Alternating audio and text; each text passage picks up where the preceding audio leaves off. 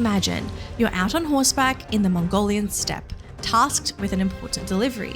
To make the journey, you need to stick to your planned route whilst riding into cutting winds and rain or braving a bellowing snowstorm, all whilst managing your traveling companion's hunger, thirst, and health. The journey itself is long, but the experience feels like a dream as the two of you watch the sun set over the vast mountainous horizon. Welcome to the Legend of Khiimori. Hi, I'm Dashabella, and in this video, I'm going to share with you my personal experience playing the early access version of The Legend of Khiimori. The game just hit early access on Steam, but doesn't live up to all the hype. The game's been talked to death in several of my horse game communities, but is the game really worth playing, or is it just us horse gals getting a little bit too excited we've got another horse game to play? Here's my opinion on if this game belongs in your Steam library. Before I get into the nitty-gritty, the early access version of The Legend of Khiimori has no story yet. The early access version of the game only has the main gameplay systems in place, however, the main story is supposedly coming at a later date. I do recall hearing one of the devs mention that the main story is coming with the game's official release, so if you're in it for the story, wishlist the game for now and keep watching. Just a quick disclaimer before we jump into today's video. This video is not a paid sponsorship. However, I was given a free key to try and play The Legend of Khiimori before the early access release. All opinions in this video are my own and are in no way influenced by the free product key. Thank you to both Acer Interactive and Mindscape for letting me share my personal thoughts and opinions on the game as a player.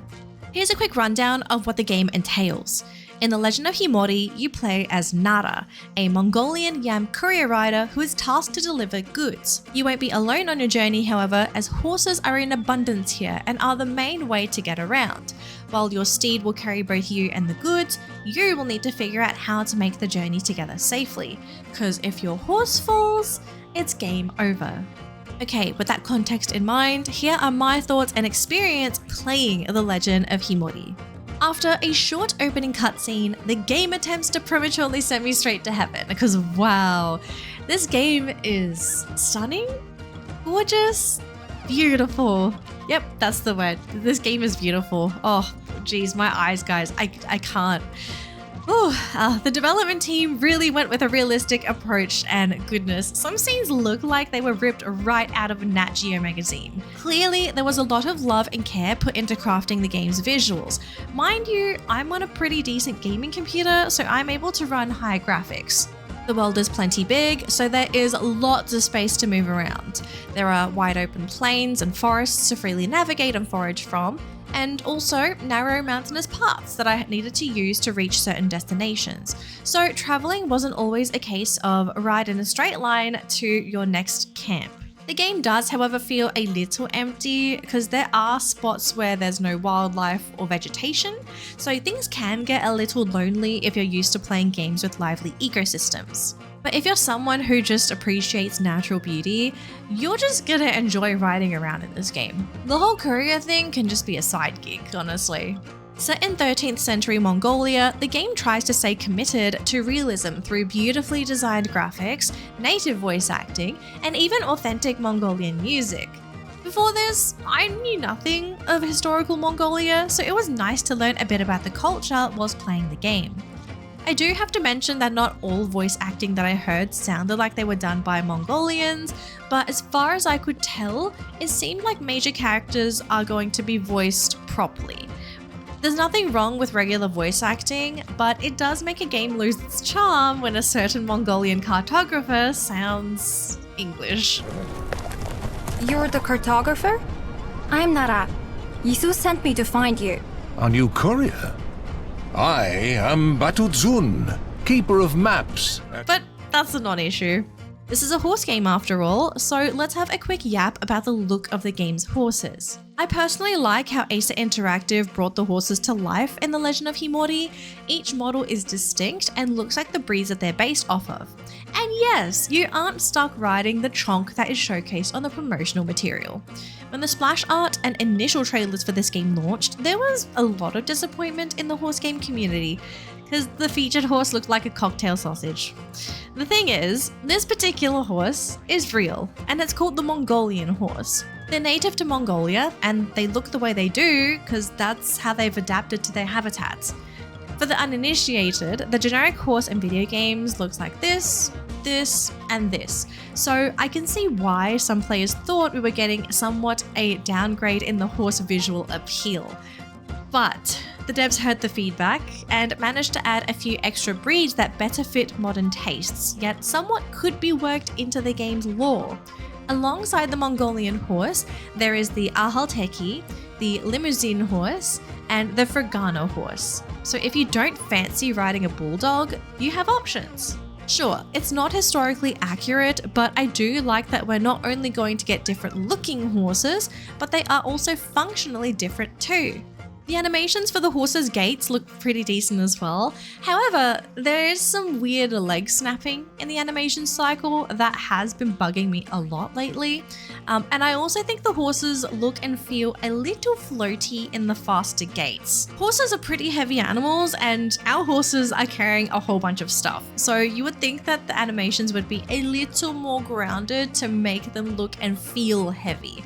Hopefully this isn't the final animation and someone is going to polish this up before the official release. But aside that, I do think they did a good job making their horses not look like the generic stuff seen in video games. The game's controls were simple enough to pick up. Nada can either walk or run, but that's pretty much it for her. Though I might add her stamina, and yes, she has her own stamina bar. It's god awful. It's god awful to say the least. So don't try to explore the world without your horse because you are in for a miserable experience. Some personal advice: keep your butt in the saddle unless walking is absolutely necessary. The horse riding controls weren't much harder to learn either. We can speed up and slow down our horses, and there's a stamina bar that we need to keep an eye on. The horses turn well at lower speeds while they start to arc around if galloping. But wait, there's more. The horses in the Legend of Khiimori can swim and slide down steep terrain. I'm used to horses in games only being able to traverse over flat land, and only some being able to swim. So the added swimming and climbing has made courier riding a little more interesting. Speaking of couriering, let's talk about that now, because it's literally the point of the entire game. The core gameplay loop is pretty simple. Get some goods and deliver them to their final destination. The idea itself sounds pretty mundane, so how do you make an interesting delivery simulator? The game developers incorporated several gameplay systems to make horseback courier delivery interesting. The delivery goods themselves aren't just things that we pick up and forget about. Delivery items come in all kinds of shapes and sizes and weights. Before riding out, we need to balance out the weight of these items in both our backpack and our horse's pack. Otherwise, the uneven weight is going to negatively impact our horse. For example, have too much weight on one side and your horse is going to stumble and lose health as you try to speed up. I thought it was interesting needing to play a bootleg version of Tetris to repack my bags for each leg of my delivery trip. Our character and our horses have different weight limits too, so I had to make sure I had the right horse for the job and to make sure I didn't take on too many jobs at once. And no, you can't ride like a lunatic because your packages have feelings too, you know? Some delivery pieces are sensitive to certain conditions, such as heat or water, whilst others are just fragile. So sometimes you have to skip the shortcut and go the long way. Rewards are based on the condition of delivery items upon delivery, so don't expect to get anything good if the bag of cinnamon you were meant to give has water damage. There's a bit of wear on this, but everything looks in order. Sorry about your cargo. I had a few problems. The game rewards good riding, and I quite enjoyed planning my deliveries to ensure the safest passage to my next client. There are some odd occasions where my delivery items were randomly damaged, but I'm pretty sure this is a me problem because I'm probably doing something I'm not supposed to. A clear do and don'ts list would be amazing though, and it's not just our packages that hate us, apparently the entire world does too. Hey, they had to make the game interesting somehow, you know? Bad weather, wild animals, and harsh terrain are just a few things you have to watch out for whilst riding. I know it's a bad thing, but the extreme weather conditions in this game are so cool. If you ride out in a snowstorm, visibility is drastically reduced while the game tries to freeze your butt off. Headwinds make your horse use more stamina if you're walking into the wind. Alternatively, you can gallop with practically no stamina loss if you ride with it. Whoever was in charge of adding extreme weathers in this game, you have a new fan. Wild animals. I have a bone to pick with them because I hope what we have now is just a placeholder. For now, I've only seen bears and wolves, and so far they have added very little to my gameplay experience. They have super basic and predictable behavioral AI at the moment, which I hope is just a placeholder and someone comes in to update them in the future. They sort of just exist and stand there. The only time they move is if you get too close, and even then, they often just start walking towards you before they start running. I haven't really felt any threat by these wild animals in this game. So yeah, it just feels like a missed opportunity that this system hasn't been fully developed before the early access. So far, I've probably struggled with the environment the most whilst playing this game. I'm out galloping, minding my own business, then suddenly a wild rock appears out of nowhere to trip up my horse and thus damage my goods. Don't ride into rocks. Check. I'm doing my own thing when suddenly my horse is screaming as we brush past a couple bushes. Oh, those bushes have thorns on them? Don't ride into suspicious bushes. Check. Don't take sketchy paths. Check. The outdoors is hostile. Check. I'll stay home, thanks. Jokes aside, with all this stuff trying to ruin my delivery run, it's made the Legend of Khiimori a pretty enjoyable experience. They could have gone in the same generic direction as a lot of other games where some bad guys are constantly chasing you after 5 minutes apiece, but they didn't. This game went in a more passive direction, and it's been such a nice palate cleanser for me, because yes, I do also play a lot of generic slop too. Although there are some exciting moments, this game is just so nice to relax to. Of course, I can't say it's perfect. I do think some kind of action would make this game a little better, because I can see the game's very pacifist style turning a lot of people away. It's not for everyone, you know. Here's the horse segment, because horses are the star of this game, and this is a horse game channel. Previously, I listed all the breeds currently available in the game. The Mongolian horse, the Ahalteki, the Limousine horse, and the Fergana horse. Though you start the game riding a Mongolian, you do eventually get the opportunity to buy, ride, and breed other types of horses. And depending on what horse you pick, it supposedly can make certain aspects of courier delivery easier or harder. Or that's what the game is currently implying. According to the game itself, the Mongolian is a tough breed that has exceptional endurance. The Ahalteki is a fast breed with good health and endurance. The Limousine is an agile breed with a good mix of balance and speed. And the Fergana is a strong and balanced breed that can carry heavy loads over slippery terrain. From my experience so far, I haven't really felt much of a difference riding each of the different breeds. They've all felt the same, but I could also chalk this up to either not training each breed enough or not doing hard enough deliveries that would require a specialized horse yet. If this ultimately is how horses are going to be in the game, I don't think it's a bad thing either, because then you could just ride whichever one you think looks good. There is horse breeding in this game, and it's by far one of my favorite parts of the game. Not just because we can make cute little baby horses, but I as a player felt more attached to a horse that I personally raised. Breeding does two things in this game. Breeding horses are usually stronger and better than their parents. And two, you can somewhat determine what look the resulting horse could have. The game follows a realistic genetics system, and if you know anything about horse genetics, then you're going to have so much fun playing with the breeding system like I did. And if you know what you're doing, you can kind of determine the outcome, which I had a lot of fun doing. You betcha I spent a few in-game weeks just breeding horses till I got a look that I wanted. Bred horses usually have better potential than their parents, and that potential being higher trained stat caps, so they'll be better horses if you fully commit to training them. There are also these traits that you can breed for as well, so if you're struggling with a particular aspect in the game, then breeding for certain traits can absolutely help. The approach to training in this game was kind of nice as well. Your horses automatically train certain stats simply by being out in the world performing certain actions. Strength is trained by riding with extra heavy cargo, trudging through deep terrain like sand or snow, or enduring an injury or poison. improve stamina by going at a flat-out gallop, riding on slippery terrains like rock or ice, or performing a power stop.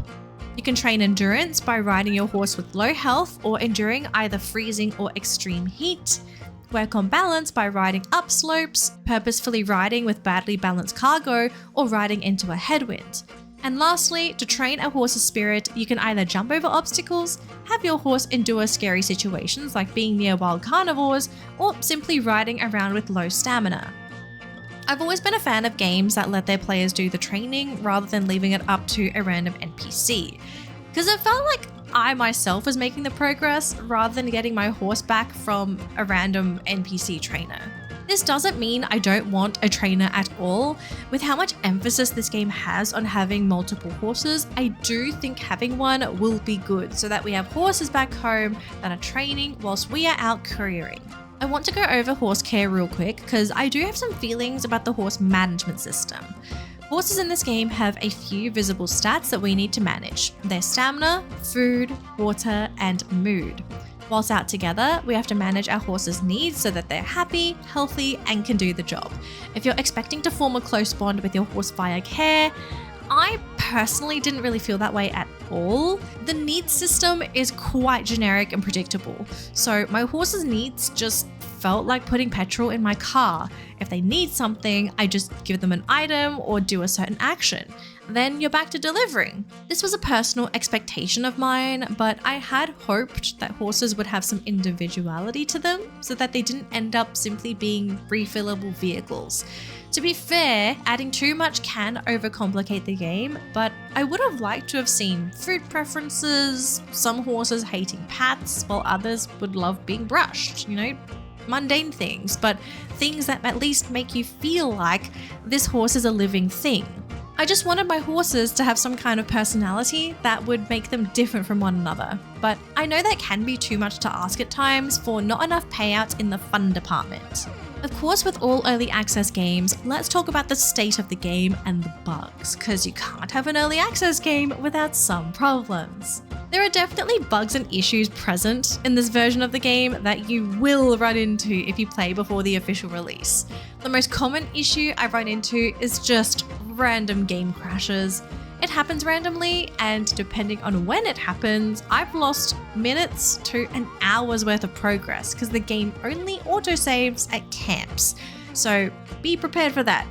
But also, devs, add a save button. Okay, I know it's for immersion's sake, but please just add a save button for early access. There are some weird issues with jumping at times, where your horse kind of just jumps underground. And sometimes my horse just likes to stay in the gallop animation after dropping to a canter. But my favorite bug of all time, the random spaghetti legs. These are just a few examples of issues that you may run into, and obviously these things should and would be fixed in due time. But for now, if you choose to play the game, don't freak out if any of these things happen to you. It's normal. Welcome to Early Access! Okay, let's start wrapping things up here and talk about the state of the game and its price. The Legend of Khiimori dropped on Steam and is currently available for purchase for $30 US, but depending on where you live in the world, it may cost more, but we'll stick to this as a baseline. Is this game worth $30?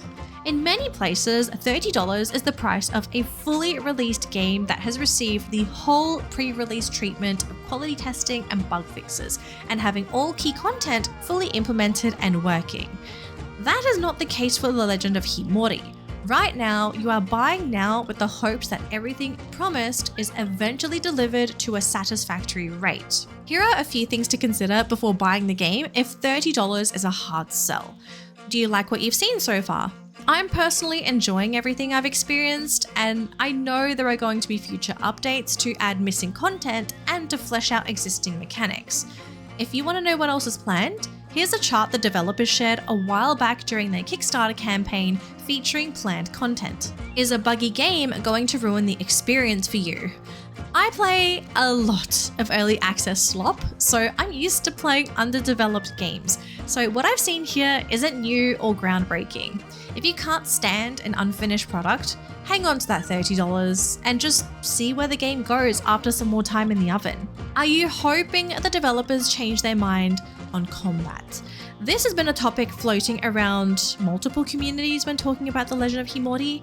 Unless the developers say otherwise, I wouldn't hold too much hope on that changing. Do you have faith in the developers to put out a final product?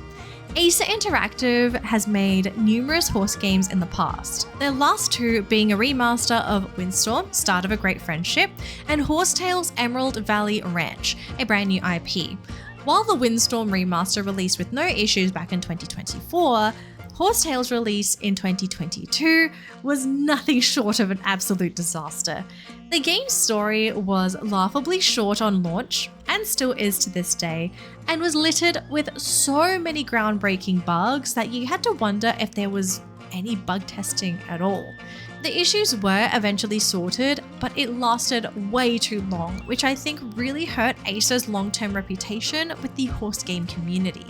I'd like to think things are better now, and with what looks like a lot of external backing, the company probably has more pressure than ever before to deliver a good final product. For some people, $30 is hard to part with, especially in this economy and with how many fully fleshed out games, both new and old, are already on the market. So to put that money into an unfinished early access game, you kind of need to have faith in both the developers and the final vision of the product. If you're still uncertain up until this point, hold on to your money and just keep an eye on the game devlogs and patch updates. And of course, check in with your favorite content creators, hopefully I'm one of them, to see what's new in The Legend of Khiimori.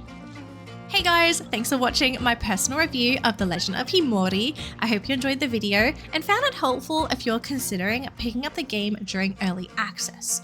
If you think I missed anything, let me know in the comments below. If you'd like to see my own playthrough of The Legend of Khiimori, well, lucky you! If you're here during this video's live premiere, I'll be premiering episode 1 of my hard difficulty playthrough shortly after this video ends, so go check that out. Oh, Yun, what are you doing? Oh, come here! No! What are you doing? But if you're late to the party, don't worry, I got you too. I'll have episode 1 linked right here. If you'd like to see more videos on horse games, click subscribe and go check out my horsey YouTube channel. Until next time, Yam Couriers, I'm off to deliver some packages.